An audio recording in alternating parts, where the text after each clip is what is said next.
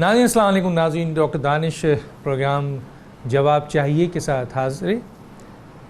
नाज़रीन, आज का जो प्रोग्राम है वो पाकिस्तान की क्रिकेट की वर्ल्ड कप में पाकिस्तान क्रिकेट टीम की इबरतनाक शिकस्त और पाकिस्तान क्रिकेट की टीम जो है उसकी ज़बोहाली और उसके साथ साथ जो शदीद इख्तलाफात और इंतशार और ग्रुपिंग देखने को मिली इस मौजूदा वर्ल्ड कप से पहले और वर्ल्ड कप के दौरान, जिनमें कोच भी शामिल हैं, जिनमें सेलेक्टर भी शामिल हैं, बड़े अहम लोग इस पूरी ग्रुपिंग का हिस्सा हैं। जो पाकिस्तान के खिलाड़ियों ने इस परचम को पूरी दुनिया में क्रिकेट पाकिस्तान से सीखी जाती थी। ये भारत जब पाकिस्तान से खेलने आता था तो उसकी टांगें कांपती थी पाकिस्तानी खिलाड़ियों के सामने, और वो आज हमने वर्ल्ड कप में पाकिस्तानी खिलाड़ियों में देखा, इन खिलाड़ियों में जिनकी टांगें कांप रही थी भारत के साथ मैच खेलते हुए। एक वक्त था जब पाकिस्तान के खिलाड़ियों ने पाकिस्तान का नाम इतना नामवर किया कि पूरी दुनिया में क्रिकेट की पाकिस्तान क्रिकेट के नाम से पहचान बन गया। और आज भी पाकिस्तान के इन खिलाड़ियों ने, इन कोच ने, इन सेलेक्टर ने वो नाम पैदा किया है कि पाकिस्तान क्रिकेट के उन डाउन पोजीशंस में रिप्रेजेंट कर रहा है जहां पाकिस्तान के 22 करोड़ अवाम ज़िल्लत महसूस कर रहे हैं। जो भी पाकिस्तान से मोहब्बत करता है, क्रिकेट से मोहब्बत करता है, उसे अफसोस हो रहा है।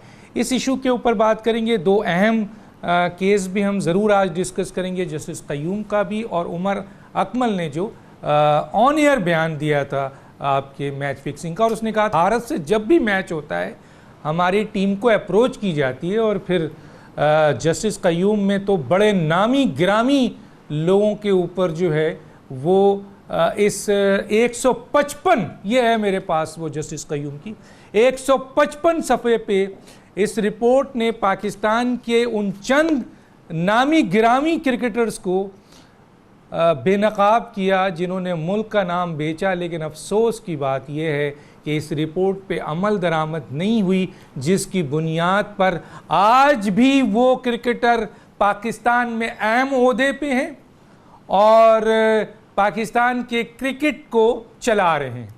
हालांकि उन पर कहा गया है कि इन पे फाइन किया जाए, इनके एहसासे चेक किए जाएं, इनको क्रिकेट से दूर रखा जाए। ये पाकिस्तान के नाम पर धब्बा हैं, लेकिन उन्हें तमग़े इम्तियाज़ भी दिया जा रहा है, उनको ओहदे भी दिए जा रहे हैं। इस रिपोर्ट को उठाकर फेंक दी गई है। इस पर भी बात करेंगे। मेरे साथ जो गेस्ट हैं, आइए उनका तारुफ करा देते हैं। मेरे साथ हैं जनाब इस वक्त आकिब जावेद साहब है। आकिब जावेद साहब एक बहुत बड़ा नाम, 92 वर्ल्ड कप का बेहतरीन बॉलर, पाकिस्तान का बेहतरीन बॉलर, वफादार शख्स, प्यार करने वाला पाकिस्तान से। मैं उनको बुलाया आज है।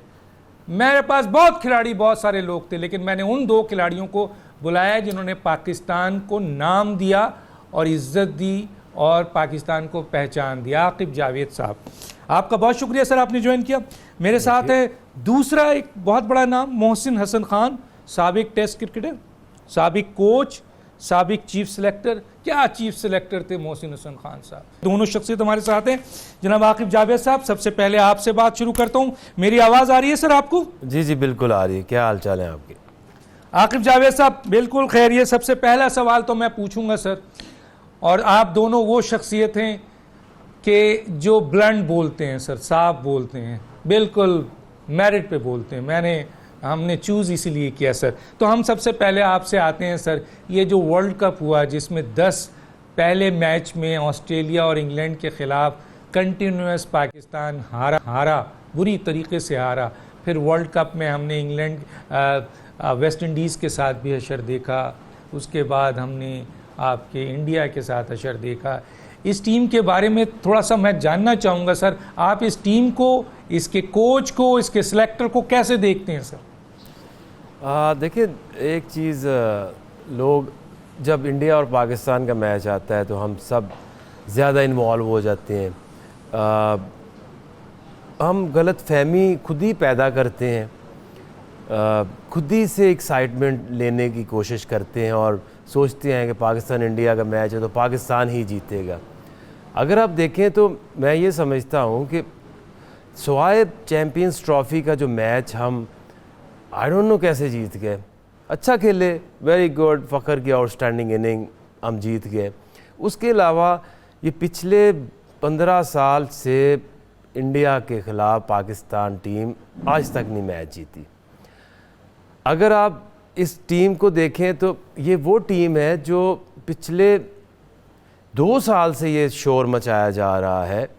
कोई सीरीज़ हारते हैं तो कहते हैं कि नहीं हमें कुछ नहीं कहो, हम एक्सपेरिमेंट कर रहे हैं, हम वर्ल्ड कप की टीम बना रहे हैं।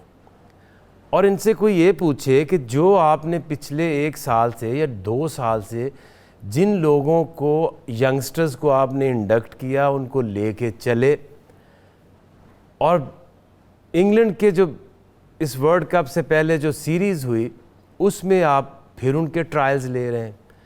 अब 2 साल से एक प्लेयर को कैरी ऑन कर रहे हैं। फ़हीम अशरफ किधर गया? फ़हीम अशरफ कहाँ है? हमारे पास न्यू बॉल बॉलर्स जो विकेटें लेंगे। अगर डॉक्टर साहब, अगर इंग्लैंड में 2 बॉल नया यूज़ होते हैं दोनों एंड से, और अगर कोई बॉलर इंग्लैंड में बॉल स्विंग और सीम नहीं कर सकता, वो दुनिया में कहीं नहीं कर सकता। तो एक तो इनसे यही आइडेंटिफाई नहीं हुआ कि जब आप को वनडे मैच खेलते हैं या कोई भी मैच खेलते हैं तो उसमें डिफरेंट टाइप ऑफ बॉलर्स होते हैं। न्यू बॉल बॉलर्स होते हैं, फिर आपके स्पिनर्स होते हैं, फिर आपके पास एक ऐसा बॉलर होता है जो रिवर्स से फ़र्क डालता है। सो आई थिंक इनको समझ नहीं आई, जुनैद खान को वापस भेज दिया। मोहम्मद अब्बास जो आपके पास एक स्विंग बॉलर है, उसको कभी नहीं इन्होंने कंसीडर किया कि हम इंग्लैंड में खेल रहे हैं। तो ओवरऑल ये जो इन्होंने सीरीज़ खेली अगेंस्ट ऑस्ट्रेलिया, अगेंस्ट न्यूजीलैंड, जो यूएई में हारे, उसके बाद इंग्लैंड की जो सीरीज़ है, तो इनकी कोई प्रिपरेशन नहीं थी। इनको ये नहीं समझ आ रही थी कि एक टीम बनाने के लिए जो बॉलिंग कंपोजिशन है वो क्या होनी चाहिए। डॉक्टर साहब, आप ये हैरान होंगे और यह सारी कौम भी ये सवाल पूछ रही है कि क्या इस पूरे पाकिस्तान में शादाब खान अगर बीमार हो जाता है तो हमारे पास कोई स्पिनर नहीं है? किधर है सिस्टम? कहाँ पे वो लोग हैं जो ए टीम्स या एकेडमीज़ के ऊपर काम कर रहे हैं, जो आपके चीफ सेलेक्टर हैं, आपके सिलेक्टर हैं, वो कहते हैं हमारे पास शादाब के अलावा इस पूरे पाकिस्तान में कोई स्पिनर नहीं है। अफ़गानिस्तान के पास 3 वर्ल्ड क्लास ऑलमोस्ट स्पिनर्स हैं जो पूरी दुनिया में लीग्स खेलते हैं। इस पाकिस्तान में स्पिनर्स नहीं है। इस पाकिस्तान में न्यू बॉल से स्विंग करने वाले बॉलर्स नहीं हैं। ये कौन सा पाकिस्तान है? मैं तो ऐसा कभी नहीं देखा था, ना ही मैं समझता हूँ कि ऐसा है। और इसमें सबसे बड़ी जो वजह मैं आपको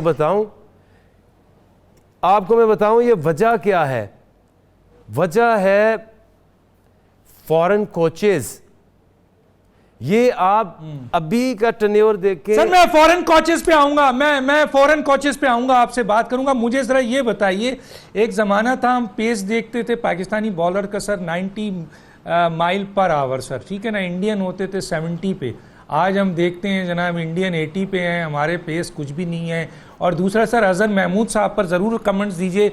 अजहर महमूद साहब को ऐसे शायद बॉलिंग कोच लिया गया है, क्या उनका सर पाकिस्तान में बॉलिंग का तजर्बा है? उनकी तो बॉलिंग जितनी भी है, मैं एक रिसर्च कर रहा था, बड़ा क्वेश्चन मार्क है। क्या कहेंगे सर?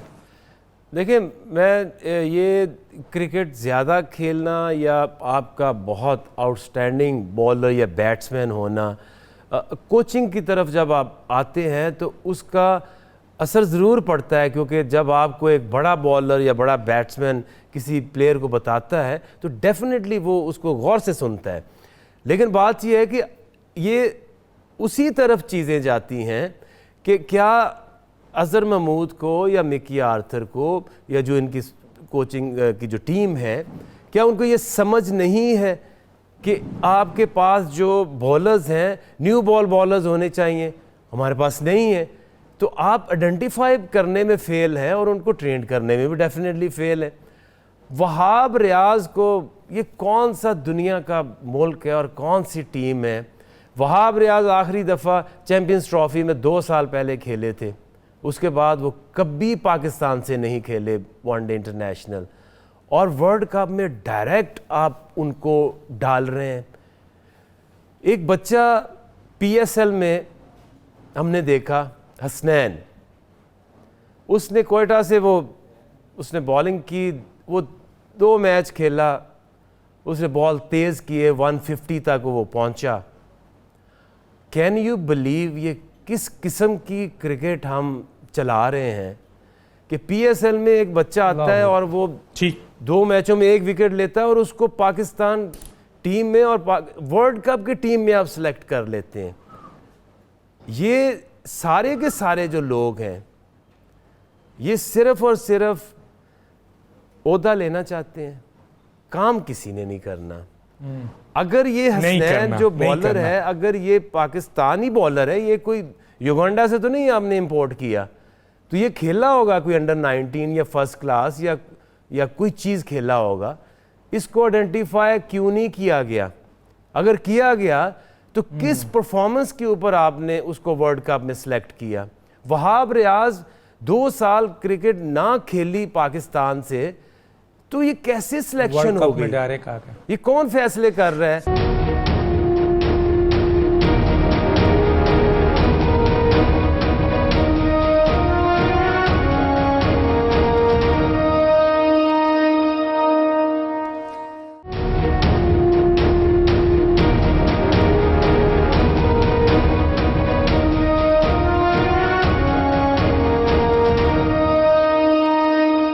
मोहसिन हसन खान साहब, आप साबिक कोच भी रहे हैं सर, कोच रहे हैं माशाल्लाह, बड़ा आपका टेन्योर बेहतरीन रहा है। दूसरे सर आप चीफ सेलेक्टर भी रहे हैं मोहसिन हसन खान साहब। मैं सर आपसे पूछना चाहूँगा, इस मौजूदा टीम में सुनने में आया है कि जी बड़ा इंतशार है, बड़ा, आपने बल्कि कमेटी चेयरमैन से भी इस्तीफ़ा दे दिया। सर ये इंतशार, ये खिलाड़ियों में जो है वो लॉबिंग, और उसके ऊपर जनाब चीफ सेलेक्टर भी इन्वॉल्व हो रहा है, उसमें जो है वो कोच भी इन्वॉल्व हो रहा है, खिलाड़ी एक दूसरे से लड़ रहे हैं, ये इत्तलात हैं सारी, क्या कहेंगे सर?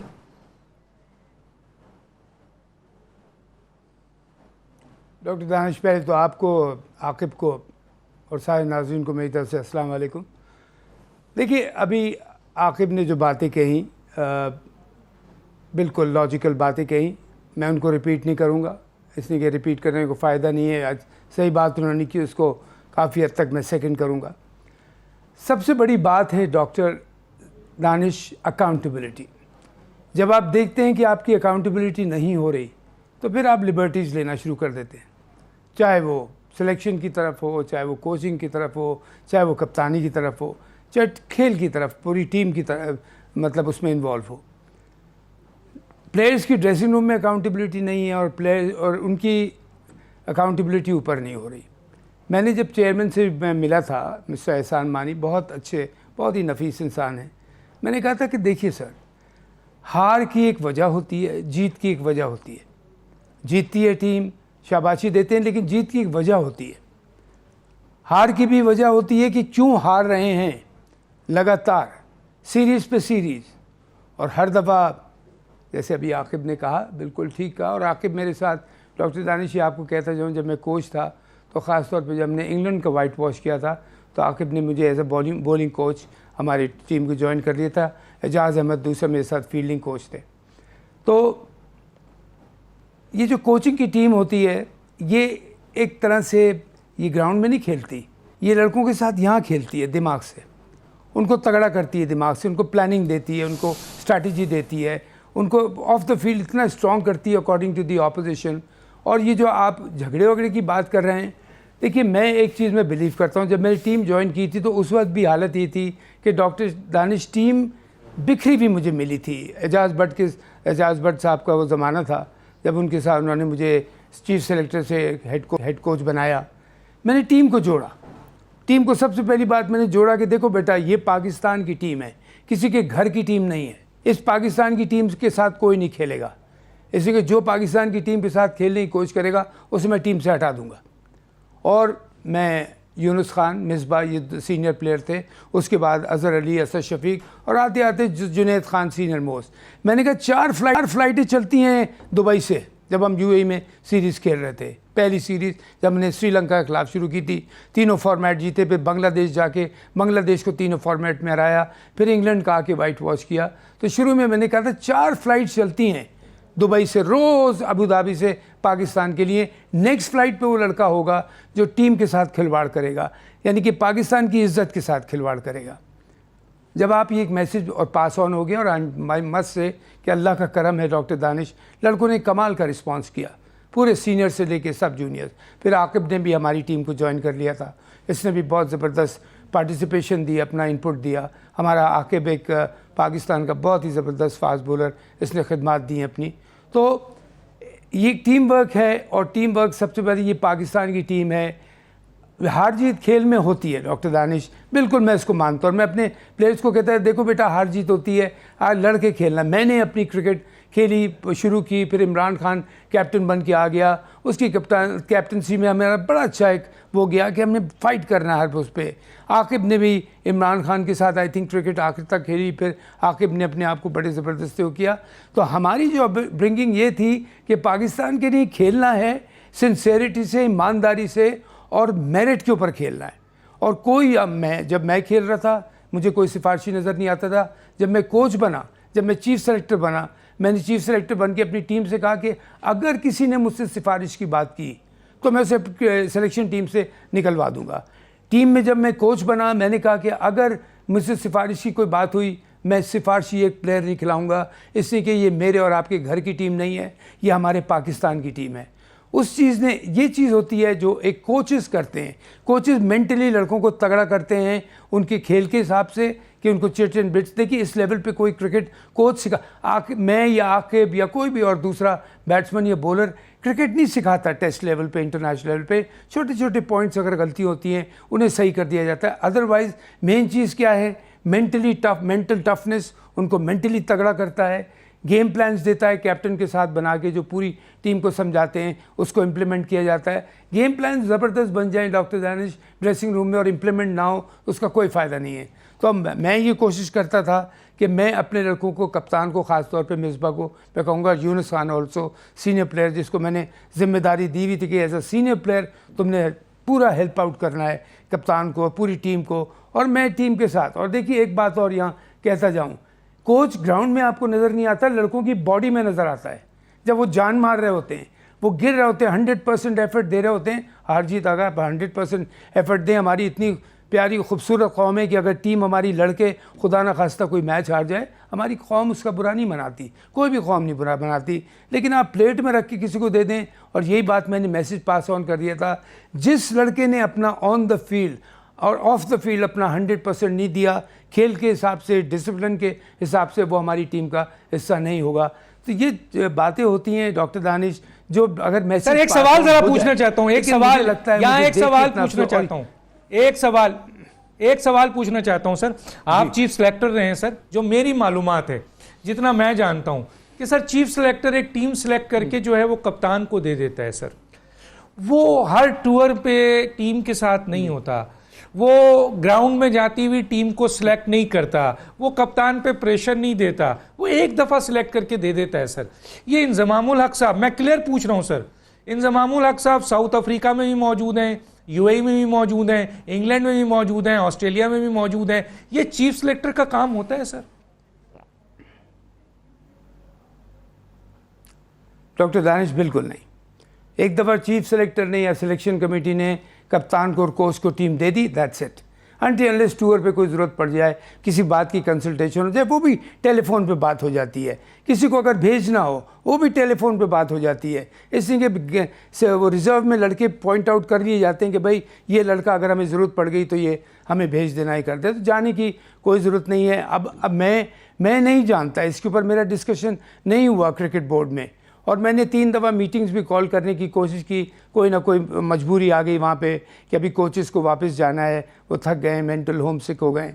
फिर PSL आ गया बीच में, फिर उसके बाद वर्ल्ड कप के जाने से पहले कोई बात ना हो जाए ऐसी। तो मैंने हमेशा कोशिश की है एज अ प्लेयर भी, as a chief selector, as a coach भी, कि मैं कोई कंट्रोवर्सी ना खड़ा होने दूँ, और ये कोशिश मेरी थी। लेकिन सेलेक्टर का, जैसे आपने सवाल किया चीफ सेलेक्टर का या सेलेक्टर्स का, कोई काम नहीं, एक दफ़ा आपने team they the, that's it.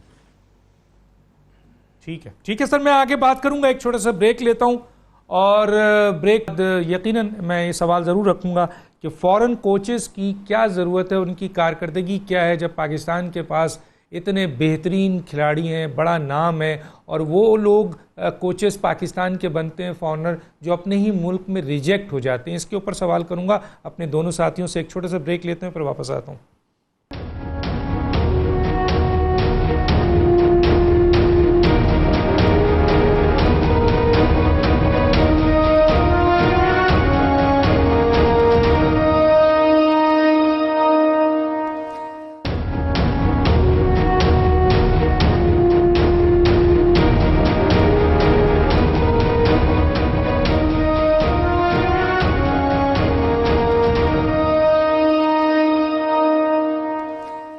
Welcome back. मैं आकिब जावेद साहब 2 क्वेश्चंस लेके आऊँगा, छोटे छोटे जवाब मैं चाहूँगा इस पे ज़रूर दीजिए सर। एक तो ये है कि फ़ॉरेन कोच जो अपने मुल्क में रिजेक्ट हो जाते हैं सर, उनको हम पाकिस्तान ले लेते हैं, करोड़ों रुपए इनको देते हैं, इनकी परफॉर्मेंस आज ज़ीरो है। पाकिस्तान में अच्छे खिलाड़ी, बेहतरीन खिलाड़ी नहीं है सर। दूसरा, मुझे ये भी बताएं सर, शोएब मलिक के पास क्या गीदड़ सिंगी है सर कि नाकाम से नाकाम होते हैं, उन्हें टीम में ले लिया जाता है, बल्कि कप्तान बनाने की कोशिश की जाती है। हमने तो ये सुना कि ये सरफराज को किसी तरह ड्रॉप करके दोबारा शोएब मलिक को कप्तान बनाया जाए, क्या कहेंगे सर? देखिए, कोचेस की आपने बात की तो ज़ाहिर है जब भी कोचिंग की बात आती है तो उसकी कोई ना कोई कमेटी तो बनती है, जो फॉर्मर प्लेयर्स हैं। जैसे लास्ट ईयर मोहसिन भाई को भी पता होगा कि जब कोच बनाना था तो एक कमेटी बनी थी, रमीज़ राजा और ये वसीम अकरम। तो इन्होंने यही फ़ैसला किया कि फ़ॉरेन कोच को लेके आया जाए।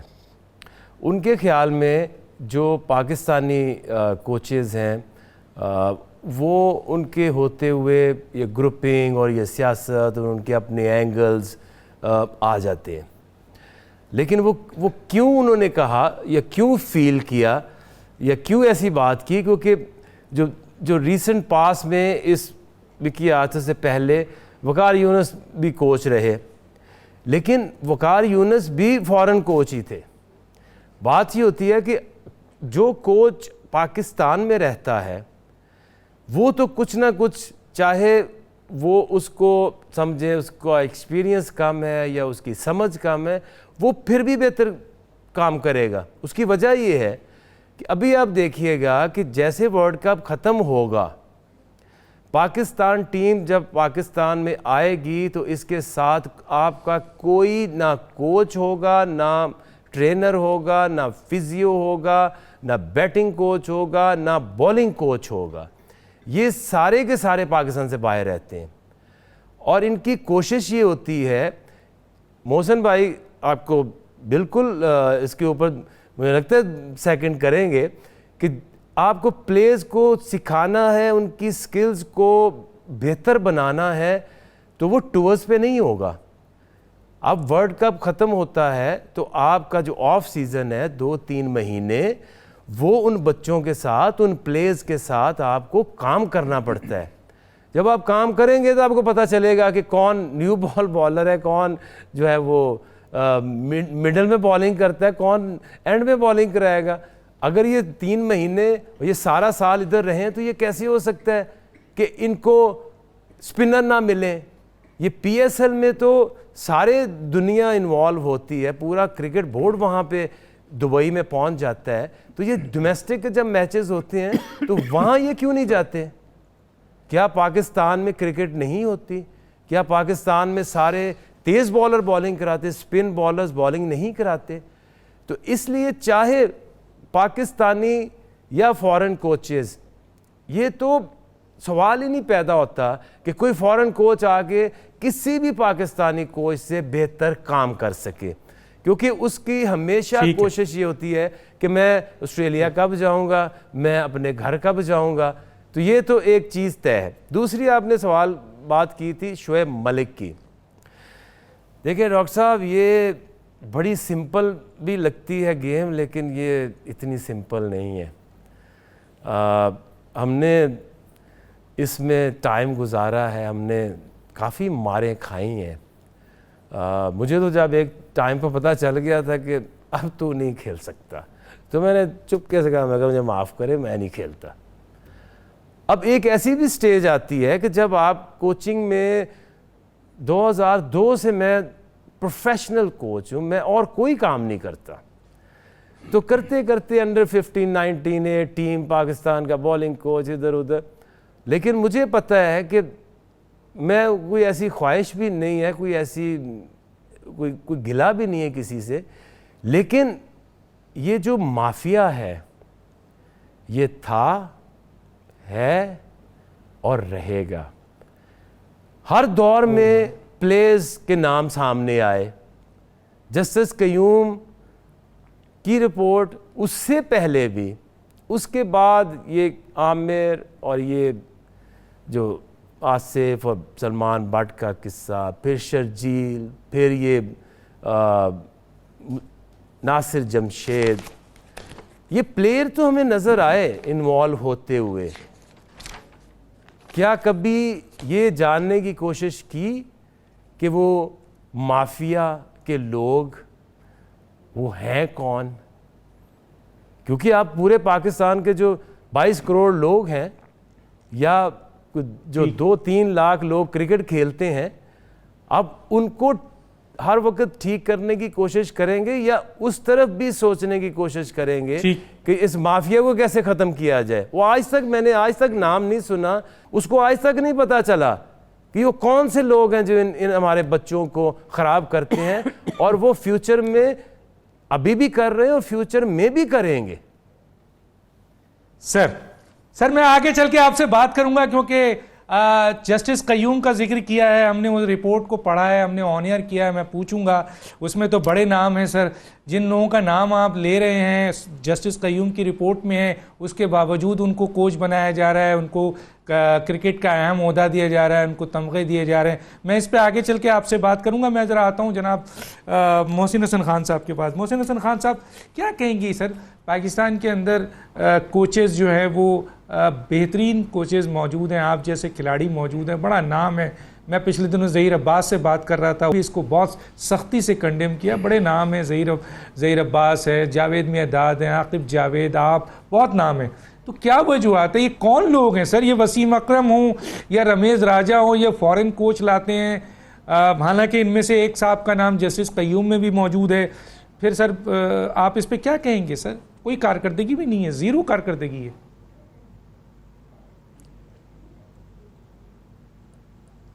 डॉक्टर दानिश, पहले तो मैं एक बार ज़रूर आकिब की बात को सेकंड करूंगा कि आप टूर पे लड़कों को नहीं सिखाते। आपके पास जब बीच में गैप्स होते हैं टूर के, तो आप जब यहाँ प्रेजेंट होंगे तो फिर आप जाके अपने लड़कों की जो खामियां देखते हैं उसको जाके आप ठीक करवाते हैं अपने टूर के बीच में जो गैप्स होते हैं। टूर पे कोई लड़का ठीक नहीं होता, करना भी नहीं चाहिए, बिकॉज लड़का ना फिर प्लेयर ना इधर का रहता है ना इधर का रहता है। आप उसको घंटों में चीज़ें नहीं समझा सकते, उसके दिनों की प्रैक्टिस करानी पड़ती है आपको, चाहे बॉलर हो, चाहे बैट्समैन हो, चाहे फील्डिंग क्यों ना हो, जो कि फील्डिंग बड़ी इंपॉर्टेंट डिपार्टमेंट है। तो इसके तो ये बात मैं ज़रूर बात कहूँगा कि बिल्कुल आपको कोचेस को टाइम देना पड़ता है अपने प्लेयर्स के लिए, और ये नहीं कि टूर ख़त्म हुआ तो चले गए। मैं कोचेस के, और एक वजह से मैं देखिए फॉरेन कोच, यहाँ मैं एक बात कहता चाहूँ डॉक्टर दानिश, कि मैं इस क्रिकेट बोर्ड को अभी बेनिफिट ऑफ डाउट क्या मार्जिन दे रहा हूँ कि ये अभी आए हैं, ये कोचेस जो थे इनका टेन्योर था, मेरा ख्याल क्या सुना था जून या जुलाई तक है, तो उन्होंने कहा जी टेन्योर तक इनको जाना चाहिए, ठीक है, फेयर इनफ। मैं क्यों पाकिस्तान की फेवर में हूँ, पाकिस्तानी कोच के, चाहे वो बैट्समैन, मैंने अपने लिए नहीं कह रहा, इस मैंने एज अ बैट्समैन कोच की, आकिब ने भी हमारे साथ, मेरे साथ अल्हम्दुलिल्लाह, ये भी आगे एज अ बॉलिंग कोच आके, एजाज़ अहमद था हमारे साथ। मैं इसलिए कह रहा हूँ कि पाकिस्तान ने दुनिया के world class batsman, fast bowlers, spinners, wicket keepers पैदा किए। हम क्यों देखते हैं बाहर? अगर किसी को तकलीफ़ है कि जी अपने कोच की वजह से टीम में कोई लाइकिंग और डिसलाइकिंग हो जाती है, ऐसी बात नहीं है। और यहाँ एक बात कहता जाऊँ साथ में, डॉक्टर दानिश, ज़रूरी नहीं कोई प्लेयर अच्छा हो तो अच्छा कोच भी होगा। बहुत से प्लेयर होते हैं, अच्छे प्लेयर्स होते हैं, अच्छे कोचेस नहीं होते। कुछ प्लेयर्स ऐसे होते हैं जो अच्छे भी होते हैं, जिन्होंने परफॉर्म किया होता है as a batsman, as a bowler, as a wicket keeper, और वो अच्छे कोचेस भी बन जाते हैं। और मैंने कहा कोचेस, जो मैंने आपसे पहले बात की थी, ये है खेल। कोच का सारा खेल दिमाग का है डॉक्टर दानिश। लड़कों को मेंटली किस तरह प्रिपेयर करना है, उसको प्लानिंग किस तरह देनी है। वो ग्राउंड में होता नहीं, लेकिन प्लेयर्स की बॉडी में वो नज़र आ रहा था कि प्लानिंग क्या दी हुई है, इस लड़के को रोल क्या दिया हुआ है, ये किस तरह इससे जाके किस स्ट्रैटेजी के साथ इसने उतरना है, और बॉडी लैंग्वेज क्या है, कितनी स्ट्रॉन्ग चाहिए। आपने अपने इंट्रोडक्शन में एक बड़ी खूबसूरत बात की थी कि इंडिया से हम जिस तरह खेलते थे तो हम उनको बिल्कुल वो फ्लैट आउट कर देते थे। आकिब ने भी वो फेस देखा हुआ है। हम मैच शुरू होने से पहले डॉक्टर दानिश इंडिया को मैच हरा दिया करते थे अपनी बॉडी लैंग्वेज से। प्रैक्टिस हो रही होती थी जब साइड में, जो एक टीम इधर प्रैक्टिस कर रही होती, तो body language counts a lot, कि जो आपको हर तरह से एक वो देती है, एक डिटर्मिनेशन चाहिए होता है। और मैं एक लड़कों से हमेशा एक अपने यही कहता था, जैसे मैंने कहा कि आकिब भी हमारे साथ था, कि देखो बेटा 100% मुझे एफर्ट चाहिए ग्राउंड में तुम्हारा। और नेशनलिज्म कब आएगा डॉक्टर दानिश? इस वजह से मैं और पाकिस्तानी कोचेस के लिए फेवर करता हूँ। मैं अपने लिए नहीं कह रहा, पाकिस्तानी कोचेस के लिए कह रहा हूँ। मैं आकिब के लिए नहीं कह रहा, पाकिस्तानी कोचेस के लिए कह रहा हूँ। जिसको क्रिकेट बोर्ड सही समझे उसको रखे, और जिसने डिलीवर किया है उसको देखे कि भाई किसी ने डिलीवर किया है, कोई दिया है पाकिस्तान को। मैं कोचिंग और चीफ सेलेक्टर के लिए, या आकिब ने अगर आके क्यों कदम रखा, इससे कि हम अपने मुल्क को वो देना चाहते हैं जो मुल्क ने हमें दिया। मोहसिन खान आज जो कुछ भी है वो पाकिस्तान और पाकिस्तान की क्रिकेट की वजह से है। एक छोटा सा ब्रेक, फिर वापस आकर मैं अपने दोनों साथियों से जस्टिस कयूम और उमर अकमल के इस स्टेटमेंट के बारे में बात करूंगा। एक छोटा सा ब्रेक।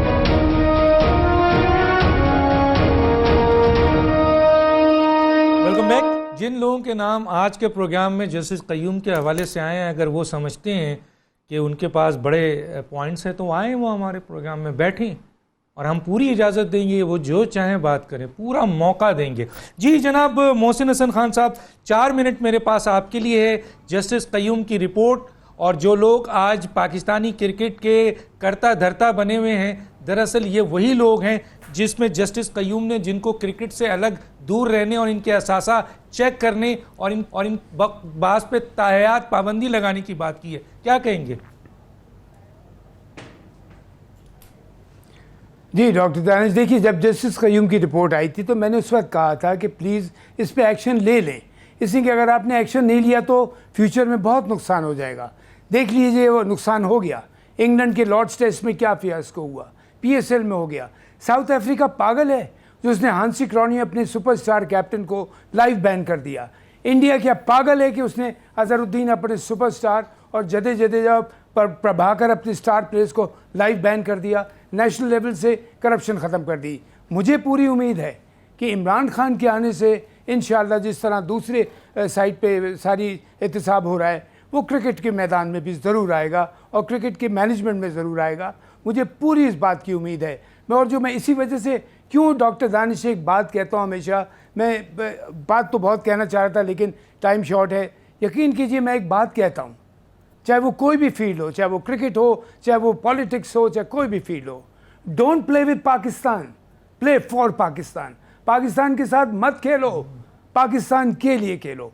और ये लोग क्या कर रहे हैं कि अपने मुल्क ने इज़्ज़त देता है और ये मुल्क को करते हैं। तो इंशाअल्लाह मैं पूरी उम्मीद करता हूँ कि इमरान खान डेफिनेटली आके बिल्कुल फेयरनेस लेके आएगा और ये करप्शन का जो दूसरे डिपार्टमेंट से ख़त्म करने का इरादा किया हुआ है। हमारी अदलिया को मैं सलाम करता हूँ, अपनी फ़ौज को सलाम करता हूँ जो इसके पीछे पड़े। क्रिकेट एक ऐसा खेल है, पाकिस्तान में क्रिकेट खेल नहीं है, ये पैशन है, ये ज़िंदगी का एक हिस्सा है। मैं माँ बाप बच्चे सब बैठ के इसमें इन्वॉल्व होते हैं। तो मैं ये इमरान खान से रिक्वेस्ट ही करूँगा, ये इमरान खान की ड्यूटी है उस मुल्क के लिए जिस मिशन पे मेरा इमरान खान, हमारा इमरान खान आया है, कि वो इसको ठीक करेगा। और इंशाल्लाह क्रिकेट बोर्ड में एहसान मानी जो कि बहुत ऑनरेबल पर्सनालिटी हैं और जो आए, इंशाल्लाह ताला क्रिकेट से करप्शन ख़त्म होगी और आप देखिएगा हमारी क्रिकेट कितनी ऊपर जाएगी। ठीक है, नैयर साहब ने तो यहाँ तक बता दिया कि अरबों रुपए की करप्शन है जो अभी तक हाईलाइट नहीं हो रही है, और हम हाईलाइट करेंगे इंशाल्लाह अपने प्रोग्रामों में। हम जहाँ पॉलिटिकल प्रोग्राम करते हैं इंशाल्लाह क्रिकेट का। जनाब आकिब जावेद साहब, आपका तो हलफिया बयान है सर, मैं पढ़ रहा था, क्या कहेंगे सर? और आपको धमकी भी दी गई है सर, दी गई थी अगर आप ऑफर नहीं कबूल करते हैं, क्या कहेंगे सर ये जस्टिस क़य्यूम की रिपोर्ट पे? डॉक्टर साहब, सबसे पहले तो मुझे जस्टिस क़य्यूम साहब पे बहुत ज़्यादा अफसोस रहा है और रहेगा। उन्होंने जो ये रिपोर्ट है इसमें सिर्फ 10 to 15% चीज़ें वो लाए हैं। जिस दिन वो पूरी सही सच्ची रिपोर्ट बाहर निकल आई, कोई किसी को मुंह दिखाने के काबिल नहीं रहेगा। तो जितनी निकली 10% उस पर भी कोई नोटिस नहीं लिया गया।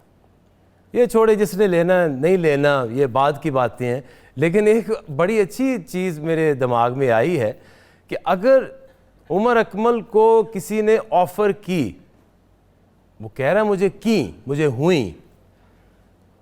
हुई या नहीं हुई ये और चीज़ है, लेकिन प्लीज़ बता दो वो कौन लोग हैं जो ऑफरें करते हैं। तुम लोग तो आते जाओगे, 10 साल बाद भी प्लेयर आएगा, लेकिन वो जो माफिया है वो चंद लोग हैं, उनको कौन पकड़ेगा, उनको कौन पॉइंट आउट करेगा? और जस्टिस क़य्यूम जैसे लोग, अल्लाह माफ़ करे, अब मेरे साथ जो प्रैक्टिकली चीज़ हुई है, मैं तो आज तक मुझे समझ नहीं आया कि मेरे साथ हुआ क्या है। अदालत में जाता हूँ, मैं अंदर जा रहा था, मेरी बारी थी, तो रमीज़ राजा बाहर निकल रहे थे, तो मुझे मजाक में कहते हैं, वाकई देखिए कोई मेरे मुंह पे कोई फटकार, कोई लानत तो नहीं पड़ी? तो मैंने कहा नहीं, थोड़ा टाइम लगता होगा। तो मैं अंदर चला गया, और जो मैं कटघरा में खड़ा हूँ, कुरान पे हाथ रख के जब मैं बोला हूँ, तो वो जो सारी चीज़ जो मैंने पीसीबी के अंदर जो जस्टिस इजाज़ थे कोयटा से आए हुए, उनके सामने जो मेरी पूरी 1.5 घंटे की स्टेटमेंट है वो निकलवाएं, वो उनके पास थी जस्टिस क़य्यूम के। तो मुझे सिर्फ और सिर्फ 2 से 2.5 मिनट बोलने नहीं दिया, और कहते हैं आकिब तुम्हारा इसका जो बयान है वो बंद कमरे में होगा। अब मुझे मैं कौन सा कोई लॉयर हूँ, मैं कौन सा कोई वकील, मुझे क्या पता क्या होता है।